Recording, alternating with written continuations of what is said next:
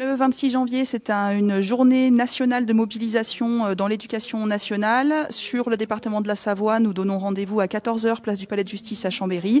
Et nous nous rendrons en cortège jusque sous les fenêtres de l'inspection académique avenue de Lyon pour pouvoir exiger vraiment une revalorisation des salaires, une amélioration des conditions de travail et puis des moyens à la hauteur des besoins. Voilà, on sera vraiment là pour dire qu'on veut défendre le service public d'éducation. On connaît une véritable dégradation des conditions de travail liée au manque de moyens dans l'éducation et il s'agit évidemment de venir défendre l'ensemble des personnels, d'ailleurs pas seulement les enseignants, mais les personnels sociaux, techniques, personnels de santé, les assistants d'éducation, les accompagnants des élèves en situation de handicap, enfin voilà, le service public d'éducation, les personnels administratifs aussi, c'est vraiment l'ensemble de tous ceux qui gravitent autour et qui sont nécessaires au bon fonctionnement et des écoles, des établissements et à l'accompagnement des élèves. Et on subit vraiment des réformes et contre-réformes sans cesse sous le ministère Blanquer.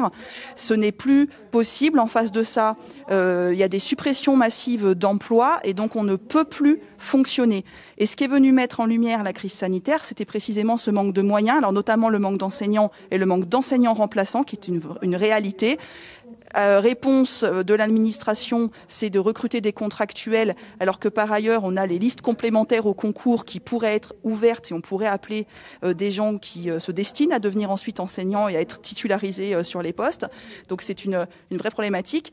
De la même manière qu'on a besoin d'avoir plus d'enseignants spécialisés dans l'aide aux élèves en difficulté, parce que là aussi, la crise sanitaire est venue mettre en lumière des inégalités scolaires, mais qui existent hélas depuis des années, qui sont effectivement corrélées aux inégalités sociales, mais les réformes pour l'instant dans l'éducation ne permettront pas de corriger cela.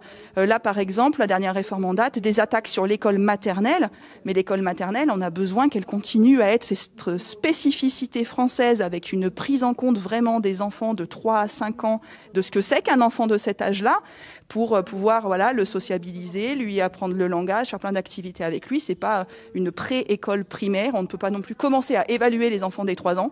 Il faut qu'on cesse avec toutes ces logiques d'externalisation, de privatisation, de libéralisation du service public d'éducation. Et donc ce qu'on va aussi dire mardi, c'est qu'on défend le service public d'éducation, mais on porte un autre projet pour l'école avec un grand E, et donc au-delà, en tout cas pour nous à la FSU, un autre projet de société, parce que si on veut la réussite de toutes et tous, il faut les moyens nécessaires, humains et financiers, pour vraiment pouvoir accompagner l'ensemble de nos élèves et ne laisser personne au bord du chemin. Alors c'est une première étape effectivement dans la mobilisation et ce mois de janvier en fait est émaillé de plusieurs mobilisations dans différents secteurs. Aujourd'hui nous sommes le 21, il y a des actions dans la santé, il y a les étudiants qui se mobilisent. Le 28 il y aura aussi des mobilisations dans le secteur de l'énergie, dans le secteur privé au niveau de la métallurgie. Et ce qu'on souhaite c'est évidemment tous converger de manière interprofessionnelle le 4 février prochain pour continuer à réclamer une autre politique et une autre société.